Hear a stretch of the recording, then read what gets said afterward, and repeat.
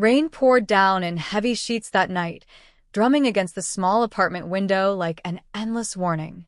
Inside, Ethan, a single dad of one, sat by the old heater fixing his daughter's torn school shoe.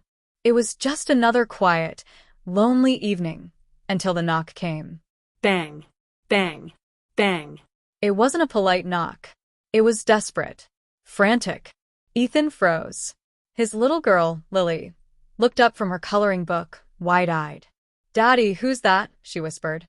Before he could answer, a tiny trembling voice came from the other side of the door, barely audible through the storm. Please, sir, they hurt our mama. Please help." Ethan's heart dropped. He rushed to the door and swung it open. Standing there were two little girls, maybe 6 and 8 years old, soaked to the bone, barefoot, shivering and terrified. One held a small torn teddy bear, the other clutched her sister's hand so tightly her knuckles were white. Their faces were streaked with mud and tears. Behind them, the dark street stretched into silence. No car, no light, no sign of anyone else. Ethan knelt down, voice soft but firm. Hey, it's okay. You're safe now. What happened? Where's your mom?" The older one's lip quivered as she looked past him into the warm glow of his small home. "They took her, they hurt her. Please help us before they come back." For a moment, the only sound was the rain, and Ethan's pounding heartbeat. He had no idea yet, but this single knock was about to change his and his daughter's life forever. Ethan's mind raced. He glanced down at the two girls, trembling, drenched, and barefoot on his doorstep. Every instinct screamed to help them, but another voice whispered, "What if this is dangerous?" He swallowed hard. "Come inside, quick. You'll get sick out here." The older girl hesitated, glancing nervously down the dark street. Then, gripping her sister's hand, she stepped inside. Ethan closed the door and locked it, the sound echoing like a final line between safety and danger. Lily, his own daughter, peeked out from behind the couch, clutching her stuffed bunny. "Daddy, who are they?" Ethan forced a gentle smile. "It's okay, sweetheart. They're just lost. Go grab them some towels, okay?" Lily ran off obediently while Ethan turned back to the strangers. The older one spoke again, voice trembling. "My name's Emma, and this is my sister Sophie. Mama told us to run if he came back. She said find someone kind." Ethan frowned. "He? Who's he?" Emma's eyes darted toward the window as thunder rumbled outside. She didn't answer. Instead, she hugged Sophie tighter, whispering something in her ear. Lily returned with 2 towels, and the girls wrapped themselves up, shivering less now. Ethan poured some hot cocoa, something he hadn't done for guests in years. As they sipped, Emma looked up at him, eyes wide with fear and something else, trust. "Mama said you'd help us. She said you're the man from the store. You helped her once when she dropped her groceries." Ethan's chest tightened. He remembered now, a tired-looking woman, months ago, struggling with her bags in the rain. He'd helped her without thinking twice. Could that have been their mother? "Emma," he said softly, "where is your mom now?" Her eyes filled with tears. He took her to the old warehouse near the bridge. "Please, sir, we have to help her before it's too late." Ethan's hands clenched around his mug. He wasn't a hero, just a mechanic, a single dad trying to keep his own life together. But looking at those terrified faces, he knew one thing: doing nothing wasn't an option. He stood up, grabbed his coat, and looked down at the 3 little girls, his Lily, and the 2 strangers fate had brought to his door. "Stay here, lock the doors, and don't open for anyone. I'll bring your mom back." As he stepped into the storm, his heart pounded. He didn't know what waited in that warehouse, but he knew he couldn't turn his back. This wasn't just about saving a stranger. It was about doing what no one else would dare. The storm had grown worse by the time Ethan reached the edge of town. His boots splashed through muddy puddles as lightning cracked across the sky, revealing the old abandoned warehouse near the bridge, a place locals whispered about but never entered. Every instinct told him to turn back. But the echo of Emma's trembling voice pushed him forward. "Please, sir, before it's too late." He crept closer, heart pounding, his flashlight trembling in his hand. The large metal doors were half open, creaking with every gust of wind. From inside came faint noises, muffled crying, and the sharp sound of a man's angry voice. Ethan's stomach tightened. Someone was in there. He slipped inside, staying low behind a stack of rusted barrels. The smell of oil and damp wood filled the air. Through a crack, he finally saw them. A woman tied to a chair, her face bruised and pale, and a man pacing in front of her, shouting, "You thought you could run? You think you can hide those brats from me?" The woman whimpered, trying to speak through her gag. Her eyes were swollen, but filled with defiance. Ethan's hands clenched into fists. He could hear his own heart racing. He didn't know who the man was, but the rage in his voice was unmistakable. This was the monster Emma had run from. Without thinking, Ethan stepped forward, his voice echoing across the warehouse.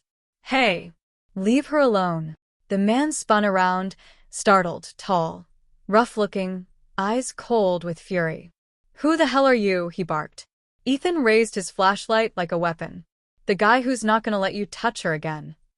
The man smirked. "Oh yeah? You think you can play hero, huh?" He lunged forward. They crashed into a pile of metal pipes, the sound deafening in the hollow space. Ethan fought hard.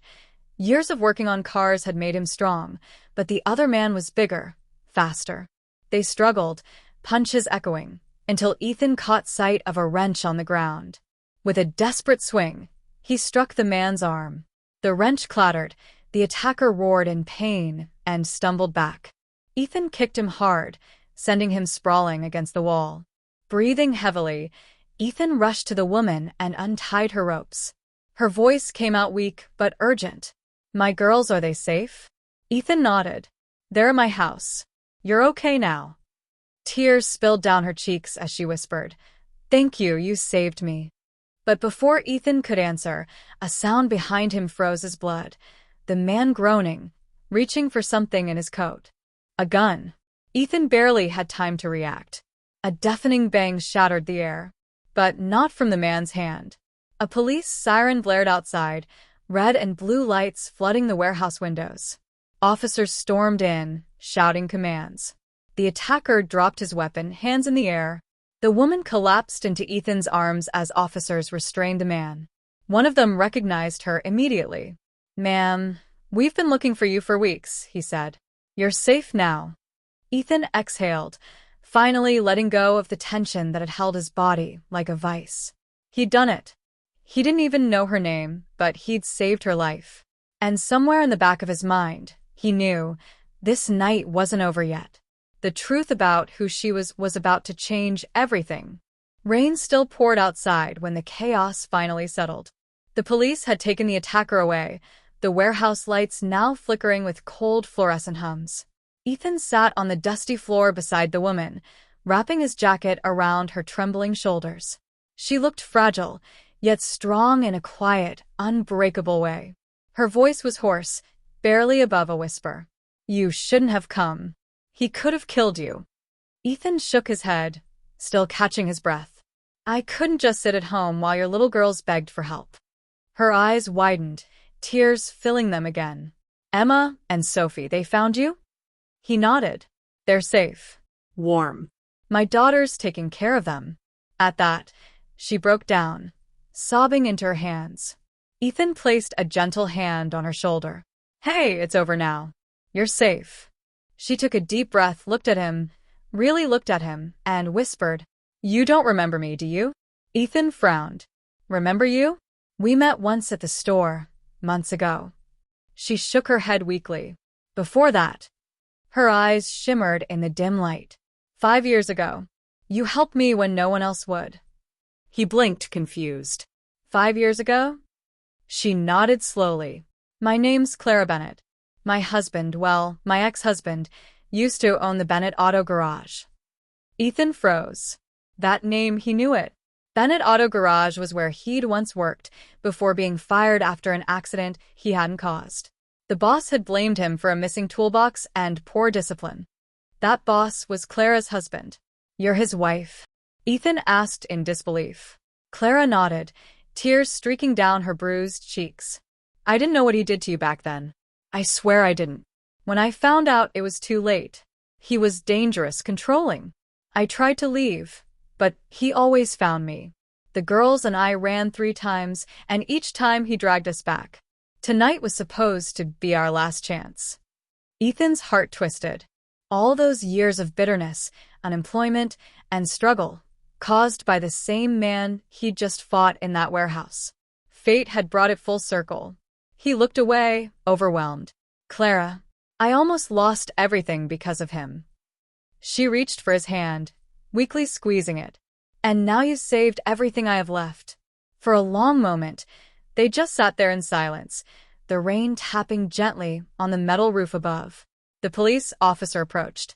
Ma'am, we'll need you to come to the station for a statement. We'll arrange protection for you and your daughters. Clara nodded, standing shakily. Ethan helped her up, steadying her as they walked outside. The storm was finally easing. The first light of dawn broke through the clouds. As the ambulance pulled away with Clara inside, she looked out the window and met Ethan's eyes one last time. Please tell my girls their mama's coming home. Ethan nodded, his throat tight. They already know. He watched until the flashing lights faded into the gray morning mist. Somehow, he knew this wasn't the end of their story, just the beginning of a new one neither of them had expected. By the time Ethan returned home, the morning sun had begun to pierce through the clouds. Lily ran to the door, eyes wide. Behind her, Emma and Sophie clutched their towels, faces still pale but safe. Ethan knelt down, trying to gather his thoughts. Girls, your mom's coming home. At first, they didn't understand. But when he explained that Clara was safe and on her way back, Emma and Sophie gasped, hugging each other tightly. Tears of relief streamed down their faces. And then, a car pulled up outside. Clara stepped out, supported by a police officer. Her eyes locked with her daughters, and she ran toward them. Emma and Sophie screamed, "Mama," and launched into her arms. Ethan stood back, watching silently, heart full. He felt a strange warmth, a mix of relief, pride, and something deeper. In saving Clara, he had also healed a part of himself that had been aching for years. Clara turned to Ethan, eyes glistening with gratitude. I don't know how to thank you, you saved us all. He smiled softly, shaking his head. Just take care of your girls. That's all the thanks I need. For the first time in years, the little apartment was full of laughter. Lily introduced her new friends to her toys, and the 3 girls bonded instantly. There were whispered stories, shared secrets, and quiet giggles as Clara prepared breakfast for everyone. Later that evening, as the sun set, Ethan sat on the porch, watching the girls play in the yard. He realized that one simple act, opening his door to strangers in need, had changed not only their lives but his own. In that moment, he understood something important. Courage isn't about never being afraid. It's about stepping forward even when fear tries to hold you back. And as Clara and her daughters waved goodbye to the police and their past, Ethan knew this night would be remembered. Not for the storm, the fear, or the danger, but for the kindness, bravery, and new beginnings that came from a single knock on his door. He looked up at the sky, now clearing, and whispered to himself, "Some doors are meant to be opened." Sparkling Heart, the end.